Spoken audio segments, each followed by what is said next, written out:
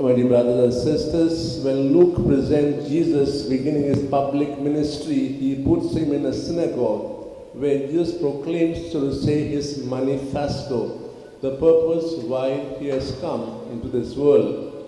The purpose was to be available to everyone who was in need, be a Jew or Gentiles or anyone, be a person of this faith and that faith, this nationality and that nationality. He was available for everyone. And today we heard in the gospel passage, he was available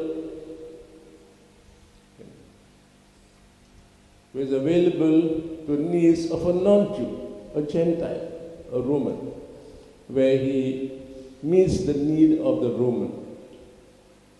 Perhaps we could ask ourselves this question, to whom are we available? Do we make sort of so-called distinction between so-called our friends, our neighbors, the society, place we work, and so on? We ask God to give us the grace that we make us available to everyone, whoever comes to us for a need. Let not faith or caste or creed come in the way of we helping others who come for us.